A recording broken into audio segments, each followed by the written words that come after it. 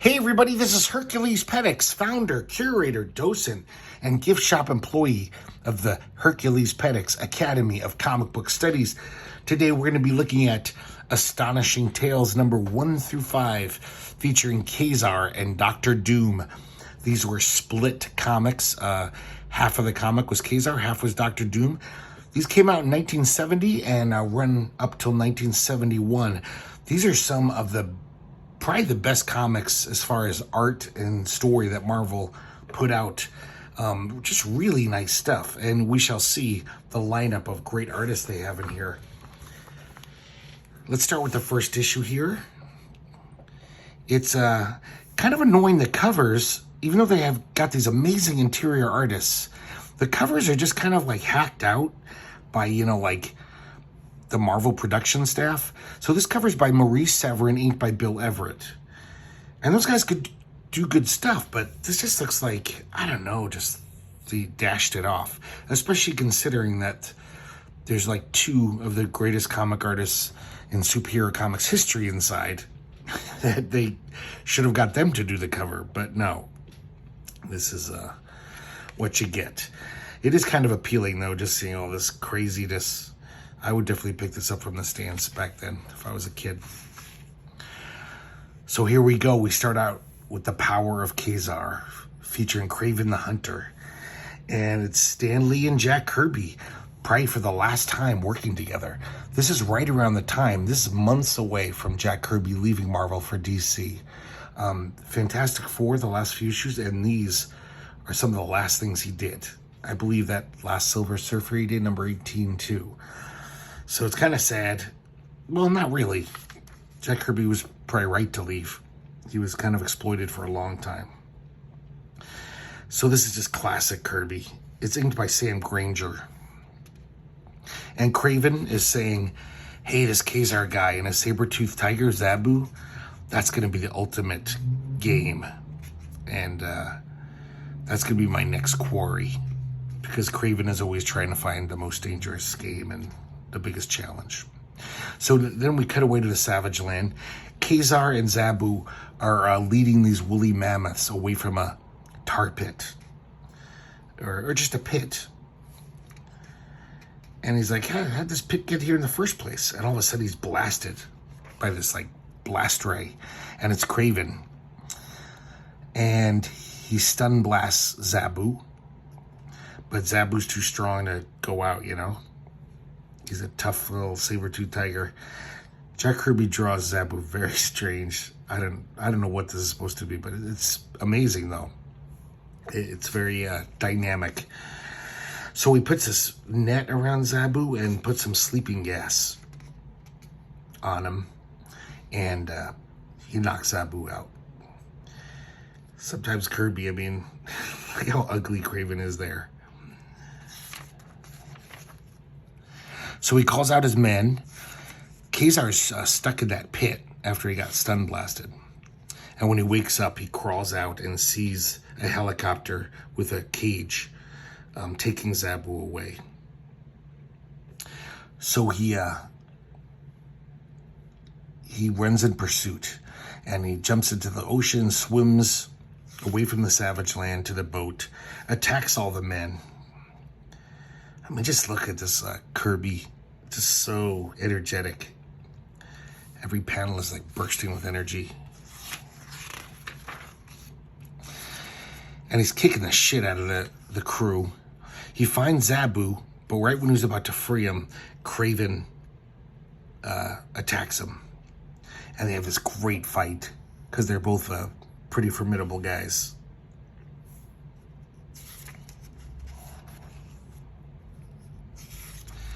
But then Kraven gasses Ka-Zar, knocks him out, and they just throw him overboard.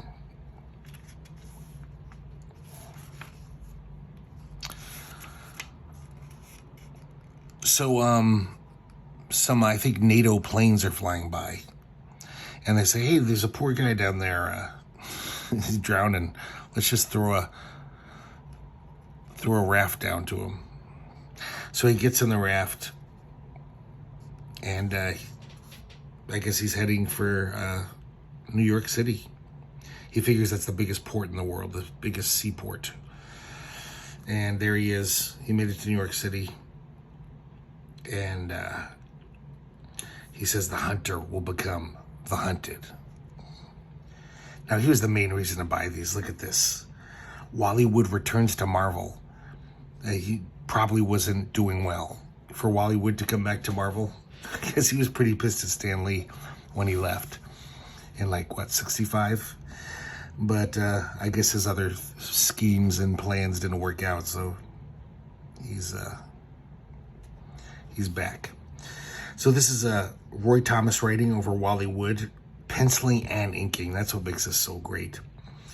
This is so annoying that in this time, Stan Lee basically wasn't writing everything anymore, handing over a lot of stuff to Roy Thomas. He's still Stan Lee editor, still put in front of everyone else, as if he's the main guy still. Such an egomaniac. He had nothing to do with this story, probably. But all the comics, even that he doesn't write, say he gets the prominent credit. Just look at this beautiful Wally Wood in his prime. Even though this isn't his prime, he's drawing like it's his prime again. Some of the pages in here are just like harkening back to EC stuff. Really nice. So we see Dr. Doom in Latveria, and he sees that the Americans have landed a ship on the moon, another one. And he's all like, oh, I gotta take these guys down a peg.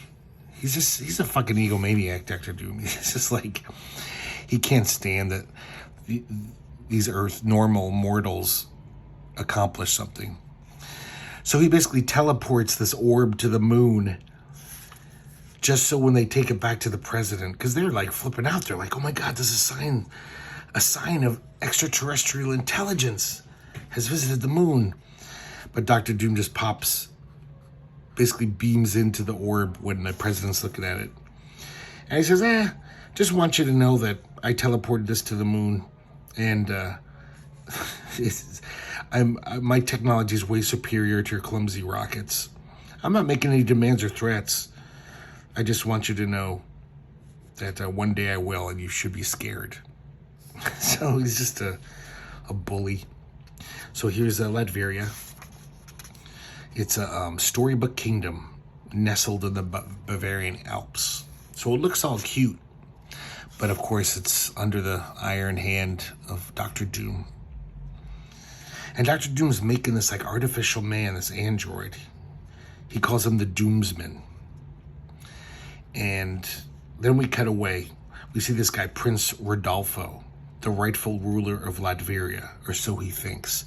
And these are the rebels who are going to take down Doom. This guy Rodolfo, though, is just another fascist. I mean, he's a monarch. He looks down on everyone. And they're kind of like, we're doing this for Latveria, not just for you. And he's all like, whatever. Just follow me blindly and we'll be fine. So he's not much of a freedom fighter. He's just going to be a new form of tyrant. So they do this elaborate plan where this woman, who I think looks like a love from Dr. Doom's past, they somehow know. They stage this crash, a Doombot. Dr. Doom has all these robots that do his bidding. Finds the girl.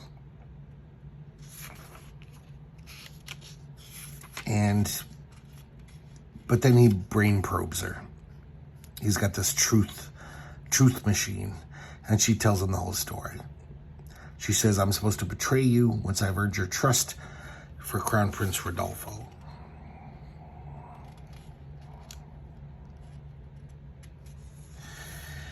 And so Rodolfo's being an asshole, basically. We quickly realize this guy's probably no better than Doom. And Dr. Doom is kind of warming up to this woman nonetheless. And he takes off his mask and he looks so handsome. But then it turns out to be like an illusion that is technology generated. And he can't stand it. He's like, I will not live a lie. And he runs away back to his Doomsman. And he's getting ready to activate him. So he tells the girl, through her like an earbud type thing she has, he says, destroy the main power supply. And she does. She takes a chair to it. and it blacks out the whole castle. A lot of the defense mechanisms are down, and Rodolfo has been attacked with these jetpacks.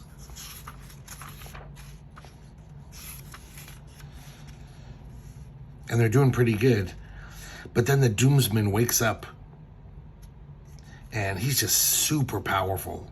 Just an unstoppable force, running through brick walls. And he escapes. And then Dr. Doom gets the best of the rebels.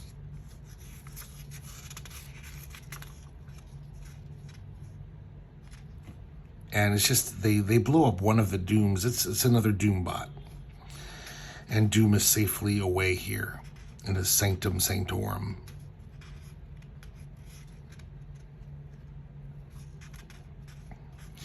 And he hypnoprobes them.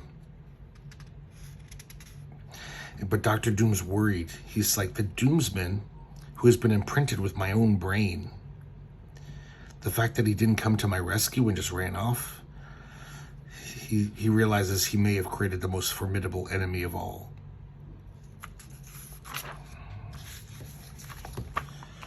Man, that's some nice stuff. Wally Wood. Number 2. This is another, look at this hacky cover. John Buscema and John Verpooten. And whenever John Verpooten inked something, you knew like it was probably close to the deadline. He just worked in the production department. Yeah, this is just so not worthy of the contents of the insides. So now Craven's looking for, Ka-Zar is looking for Craven in the second part of the story. This is Stan Lee is now just the editor, even though he's on the top of the credits. Roy Thomas is now writing both of the stories, and Jack Kirby and Sam Granger are still drawing, penciling and inking. So he's causing a ruckus in New York City. Everyone's like, who is this crazy savage looking dude? And then Craven comes out and they start fighting.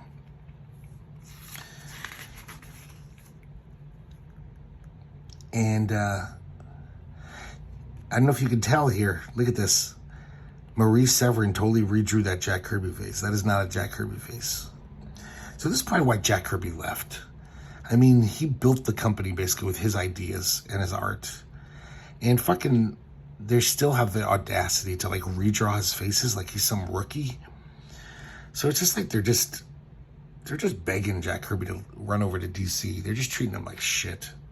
So we see up in the hotel room, Zabu is kind of still knocked out a little.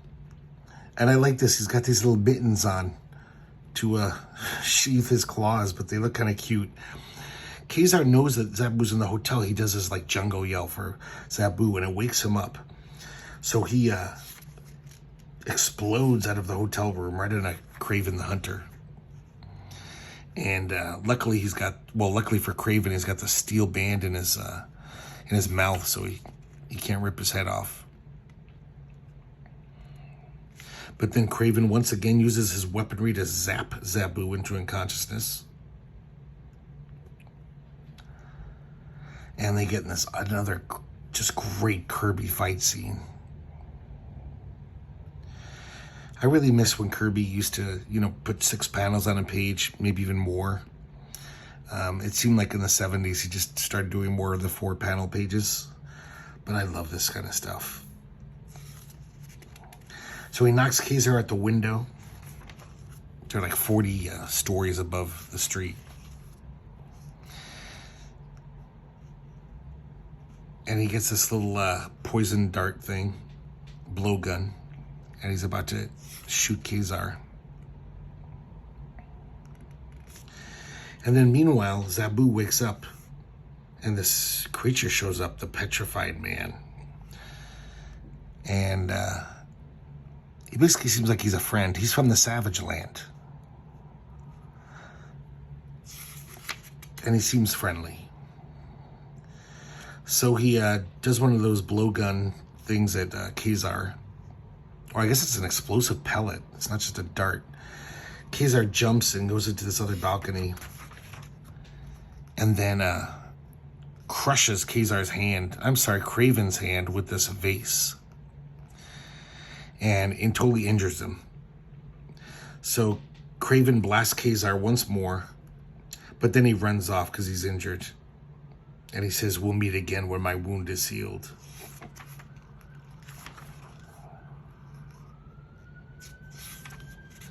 And then when he goes back inside, God, look how badly Zabu's drawn there. Maurice Severin should have redrew that, I guess. And the petrified man confronts Ka-Zar. And he tells him he's from the Savage Land, and he must return there soon or die. And if I die, your homeland shall perish with me. So now we're back to Dr. Doom. Beautiful. Once again, Wally Wood inking his own pencils, which is always a great thing. Dr. Doom is commanding his minions. He's got Rodolfo and that girl in prison. But all of a sudden, Rodolfo just yanks the metal bars out of the prison and frees himself. And he realizes that Rodolfo is a robot duplicate. This Rodolfo.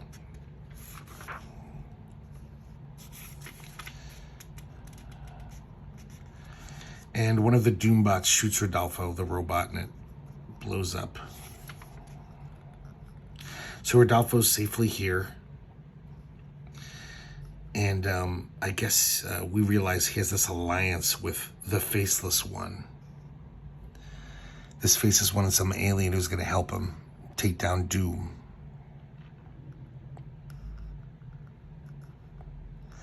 So he basically figures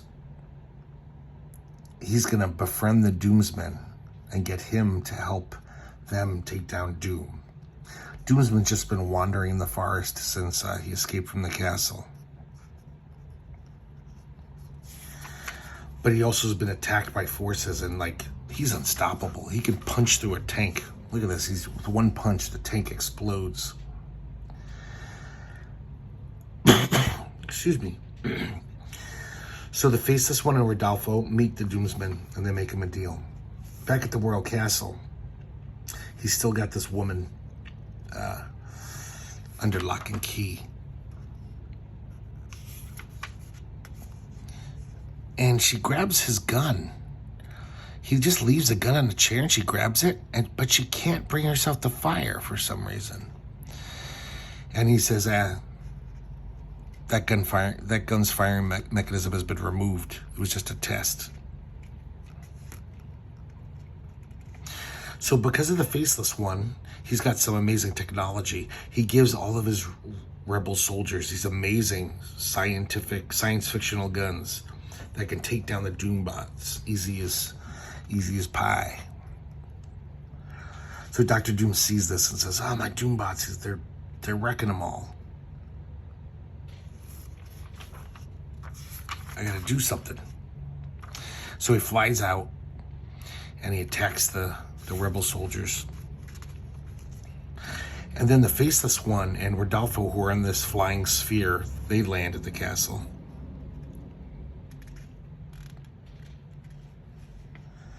This is such nice wood art. He's so perfect for Dr. Doom because Wood is so good at drawing castles and such. And Dr. Doom is usually hanging around his old castle.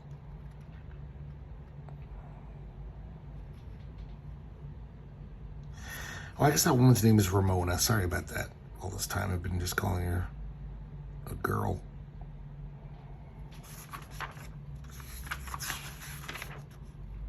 So Ramona and the Faceless One confront Dr. Doom, and then the Doomsman shows up.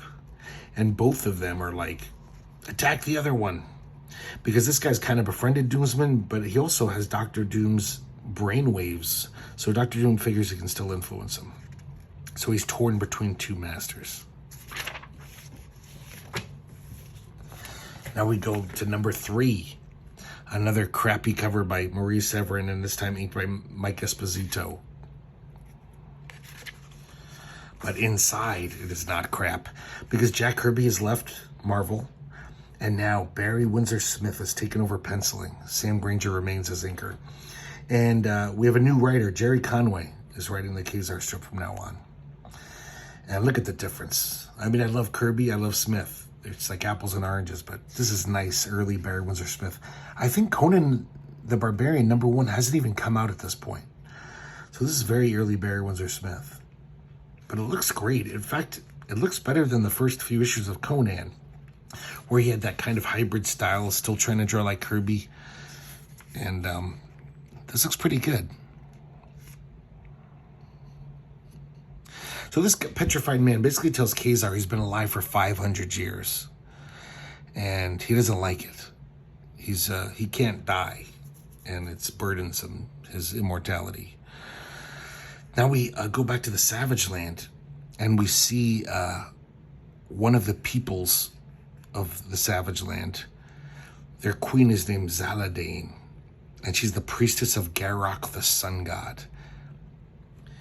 And she's basically telling her people that Garok wants us to just go and conquer. That's the greatest tribute we can do to our god, is just go throughout the Savage Land and conquer every other tribe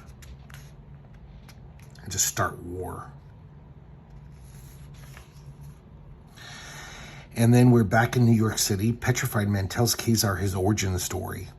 He was basically like 500 years ago, he was a sailor on this ship, and they were in like Antarctica. They were in the icy regions of the southern seas, and the ship crashed against an iceberg, and when he woke up, he somehow made it to the Savage Land. And he came upon the village where Zaladane's people now live. Even back then, they had the Garok, the sun god icon or statue. There was this liquid in cups on the base of the statue. He's thirsty as hell, so he drinks it. He says, it coats my throat like fire, and yet it is cool. What manner of drink is this? And then the people come out of their dwellings and start attacking him. They're like, sacrilege, the intruder must die to the glory of Garok. So he escapes. And I love this panel just showing a montage of the Savage Land, him running through the Savage Land. So then pretty soon he discovers, his fate. He escapes from the Savage Land, but he could never grow old. He was immortal. So he saw everyone he loved die around him. And then on top of that, as the centuries went on, he started looking like this, looking more and more like the idol of Garok, with the weird eyes.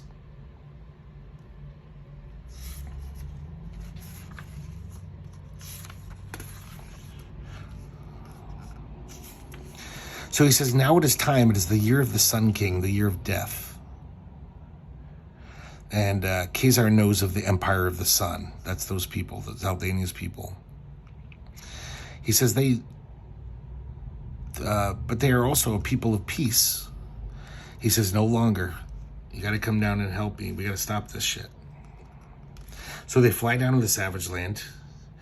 And then Ka-Zar's old friend Tonga shows up. And Tonga attacks the Petrified Man. And he says, killer of women, I'll kill you.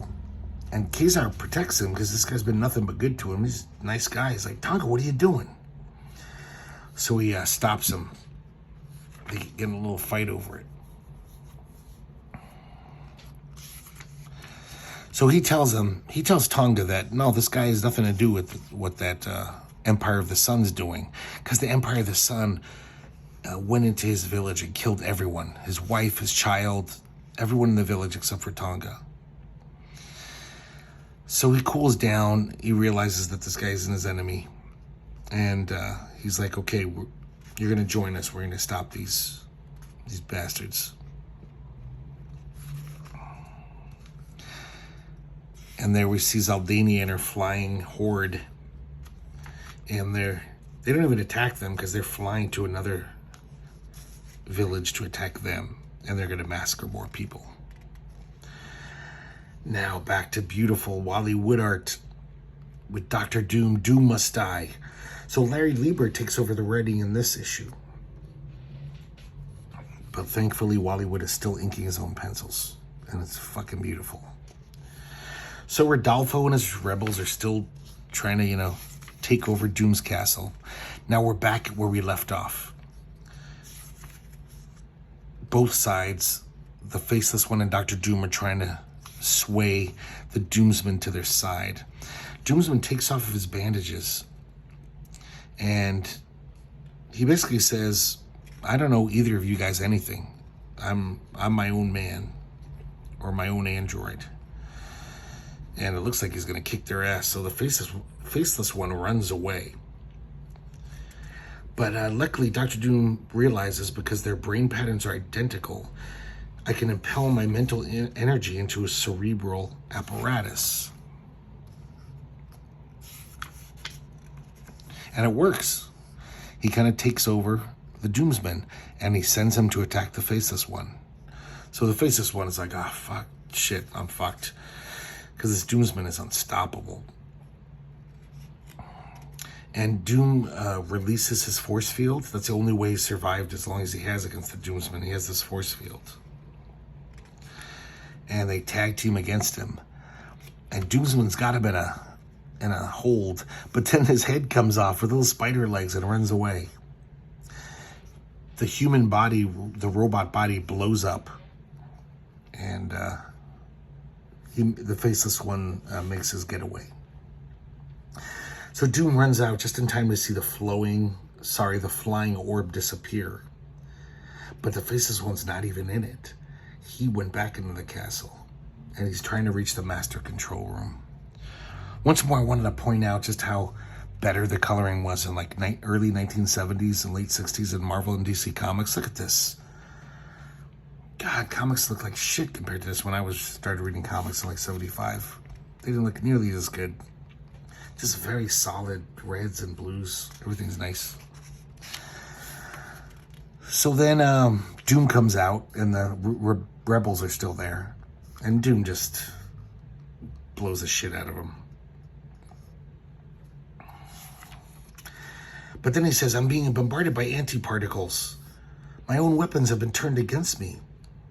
And it's the Faceless One has made it to the master control room. And is now using Doom's own defenses against him. I like this panel here. Kind of trippy. So it sends Doom away. And Rodolfo and his rebels are like, we did it. Doom's gone. We've taken over the country. But their victory is short-lived because all of a sudden there's an earthquake. The castle starts rumbling. And this giant projection of Doom's face in the sky tells them that the castle is on a fault, an earth fault, and he has a vibration machine. He basically put this in case he was ever ousted. He would destroy his own castle if he was ever ousted from it. So the castle totally shatters, and Rodolfo and his rebels skulk away, the ones that survived, scheming to take over another day. So the Doomsman's still under his control, but it takes a lot of mental effort for Dr. Doom, because Dr. Doom is now hiding in this cave somewhere. I guess he teleported there. So he does these tests to see if the Doomsman has any weakness, which is kind of dumb. It doesn't make sense because we've already seen the Doomsman do amazing feats. It's not like Dr. Doom needs more verification that the Doomsman is, unstoppable. So he realizes he's like Dr. Frankenstein, and his creation could be the end of him. And he finally passes out from the mental exertion of controlling Doomsman. And when Doomsman finally leaps to attack him, he fades away. And Dr. Doom teleports him to another dimension.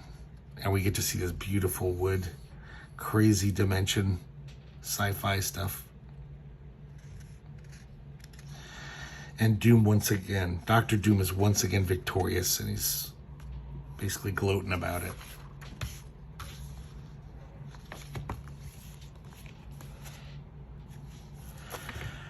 Astonishing Tales number 4. Another crappy cover. John Buscema and Joe Sinnott this time.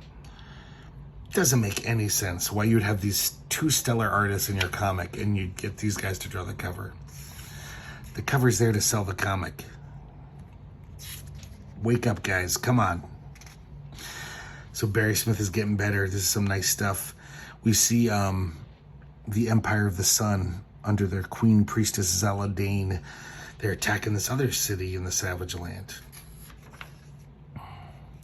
These green-skinned people who are like peace-loving.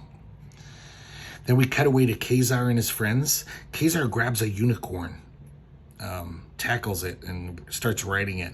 Says, guys, catch up to me when you can. I got to get there as fast as I can, me and Zabu. So Tonga runs off, basically tells him, man, you're pretty old. You can't keep up with me. So back in the city, the sky demons are just killing everyone. And once again, I didn't see colors like this growing up. Look at that. Explosion colors. So Ka-Zar makes it to the city on top of his unicorn. And he tries to rile up the peaceful peoples. Like, come on, fight for your homeland.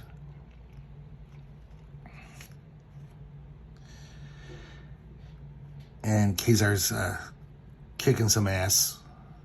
I just love this, how he jumps on the rider of this sky demon and Zabu attacks the kind of pterodactyl looking thing. And Zabu's just chomping on him.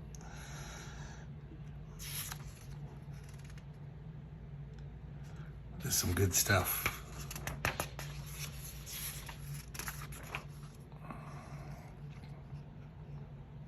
So now the petrified man is back at the idol of Garrick. And a Tyrannosaurus Rex attacks him. And he turns around and he just blows him away. Apparently, the petrified man now has the powers of the sun god. It's almost like he's turning into the avatar of Garrick, the sun god. So Zaladane and Ka-Zar have a face-off.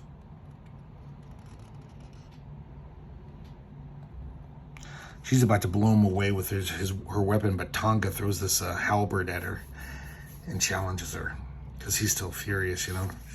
She killed all of his town ship. But then Garrick shows up, basically as a god now. This petrified man is now fused with the god, and he basically says, "Stop doing this in my name. I don't want you to attack everyone. I want peace. So go home." And that's what happens. These people worship him, so they're like, okay. But Zaladane doesn't like it. She's like, what about my glory? What about my honor? And Garrick tells her, there's no glory in slaying. Your war is over. And Zaladane is still pissed off. So she says, now I have naught but bitter defeat. But she's going to take Ka-Zar with him. So her, demon bird snatches Ka-Zar and they fly off.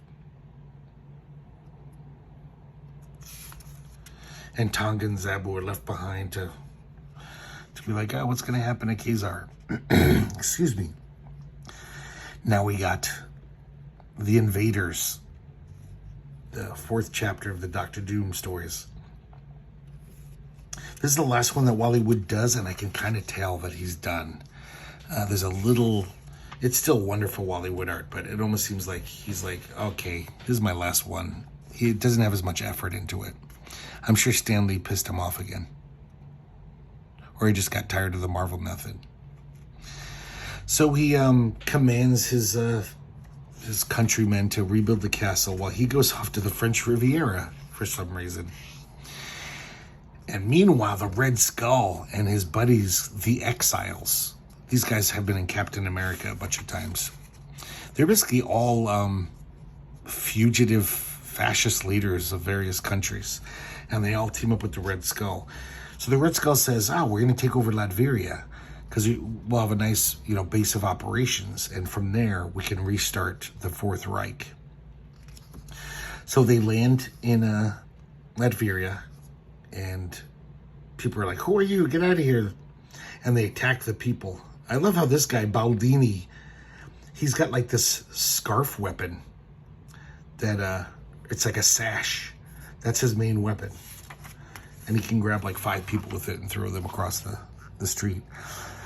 We got this guy, Hauptmann, who's got an iron hand. And then I like this Russian guy's name is Krushki. And he has no need for artificial weapons. He's just this huge brute wrestler of a guy. So Doom is back in the French Riviera, or there. And he's just, I don't know why he's there. It doesn't really make sense. I guess he just wanted to get away. But he's just disgusted by all these pompous people, these rich people. And these 2 burglars, thieves, see Doom, and they're going to rob him, which is so stupid. So they're cat burglars. I like how Doom goes to sleep in his armor on a nice little pillow. So when the thief gets up there, Doom just like knocks him out the window into the river. So now we're back in Latveria. The exiles, and led by the Red Skull, are storming the castle. And they're meeting barely any resistance. They're kicking the shit out of these, out of Doom's men. So they succeed. They've taken over. Doom somehow doesn't know about this. In almost every comic, Doom seems to know everything that's going on everywhere. But he's oblivious to this. So finally he gets fed up with this French Riviera nonsense and flies off. Causes a ruckus. And it flies off. But he should have come home sooner, because Red Skull and his exiles are fully ensconced, instituting a Fourth Reich.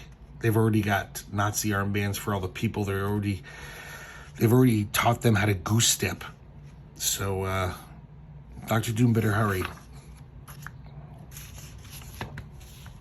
And here's the last issue that I have, because after this they're not that good.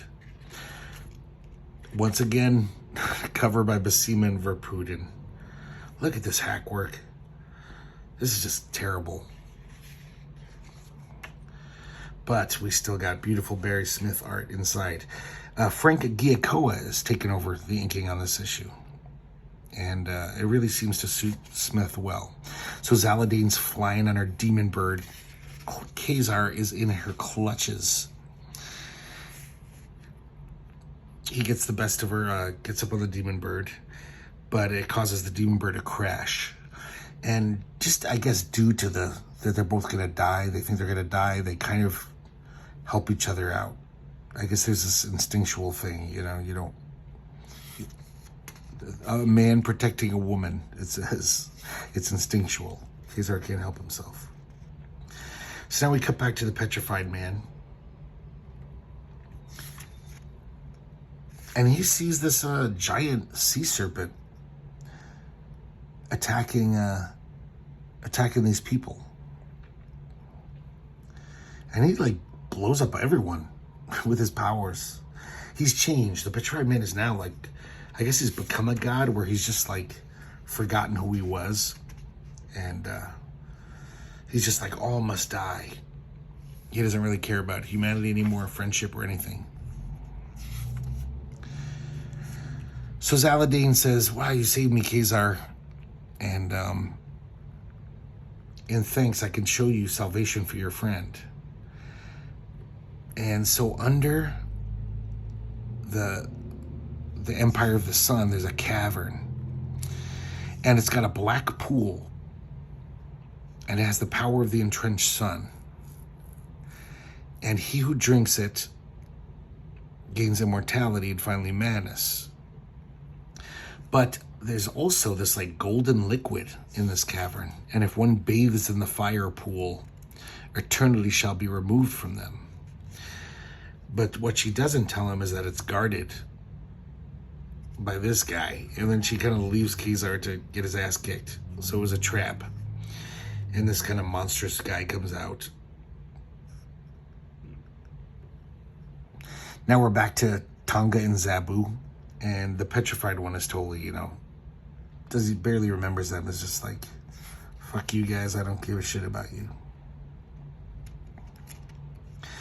Back to the cavern, Ka-Zar's fighting this guy, this guardian. Now the petrified man comes into the Empire of the Sun, the palace, and he's confronting Zaladane. And he's basically like, you're nothing but an insect. You and all your kind. Basically humanity. Okay, another cut back to Ka-Zar. Fighting the Guardian, he bests him. Knocks him out. So upstairs, the petrified man is trying to kill Zaladane. And when Ka-Zar shows up, he used to be Ka-Zar's friend. He totally almost forgot that he was his friend.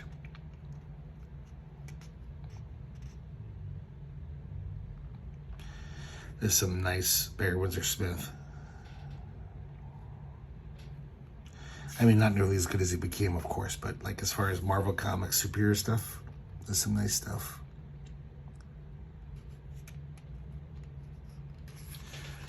And so the ground crumbles beneath their feet while they fight, and Ka-Zar throws him into that golden pool that'll take away his immortality.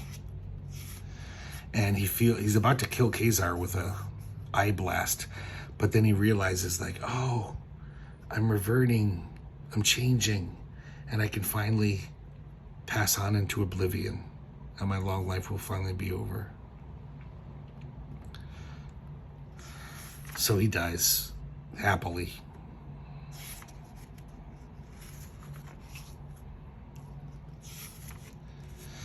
And Zaladane comes down to see what's going on. And Ka-Zar's just like, I don't even have the strength to condemn you now. I mean, you're God. You saw your own God die before your eyes. You're pretty fucked. I pity you. But then, so he runs up to leave, but then the guard beast wakes up. And he doesn't remember her. And he attacks her. Obviously, probably kills her. And then the statue of the petrified man, which has been weakened by the power blasts. I'm sorry, the statue of the sun god, already weakened by the power blast of the petrified man, begins to teeter and falls. Ka-Zar luckily escaped the brunt of it and comes out. But it looks like Zaladane is stuck down there forever, probably dead, attacked by that beast, that guardian beast. Okay, now, A Land Enslaved, featuring Dr. Doom. And this is sad. Wally Wood is left. We got George Tuska on art with Mike Esposito inks. This is, you're not going to believe this if you don't know George Tuska, but this is actually good for George Tuska. He did a lot of shitty work. He was a golden age comic artist. He was there at like the birth of comics in like 1940. And even here in 1970, still drawing for Marvel. And his stuff was pretty bad.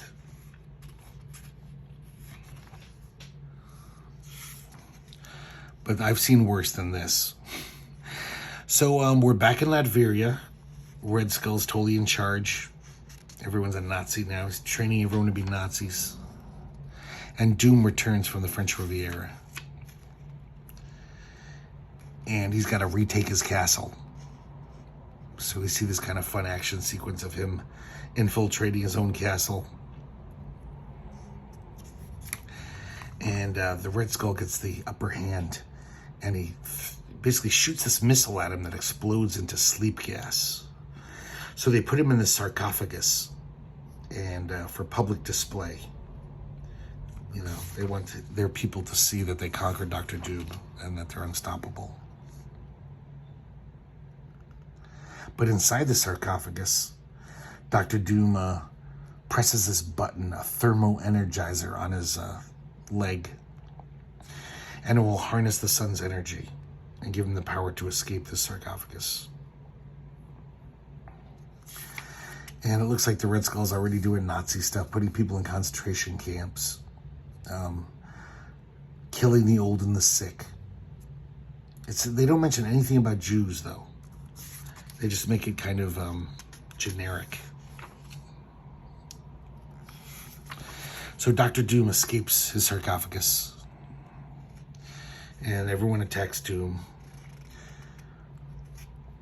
Doom runs into the master control room and knocks out the power, so his own weapons can't be used against him again. And, he's got all this great technology, so all their weapons are useless against him. He even makes himself all icy when they're protective ice, because they're shooting with these fire weapons. And Red Skull's like, it must not end like this. What the hell's going on? And here's Kreshki again, trying to just use his wrestling moves on Doom. And, of course, Doom just kicks his ass. Yeah, Baldini's scarf weapon doesn't do very well either, his sash. And this guy's got an electric whip. All of these guys just fall like 10 pins before Doom. Doom is way craftier and smarter and stronger than them. And he's got all of his enemies in one chamber, and Doom just knocks him out with this gas. When they wake up, they're like, oh my God, no. Death would have been better than this. Doom has shrunken them down to the size of, bugs. And he picks them up, and he throws them in this rocket ship and sends them back to their island. And it's just a hypno illusion. He says, yeah, by the time they get to the island, they'll realize they're not little bugs anymore. And Doom is victorious, and he's, of course, bragging about it. Once again, I like this nice little colors. The silhouette of Doom outlined in orange with the yellow background. And I kind of wish I had the next issue, because next issue he goes up against Black Panther. This letter page is kind of interesting here. It has a letter from young Paul Karasik, the great comic creator. So it's kind of funny. And he's just like a typical kid giving all these suggestions. Like he's basically nerdily saying, oh, I think I know where the Savage Land could be. I think I found Ka-Zar's hidden jungle on the map where it would be. Very dorky. So that's it, guys. That's Astonishing Tales 1 through 5. These are, as you can see, this is some good shit. Prime Kirby, Barry Windsor-Smith, Wood. I mean, this is a heavy lineup for a Marvel comic at any time. This is some good stuff. So I hope you enjoyed it, and I hope to see you next time here at the Herculespetix Academy of Comic Book Studies.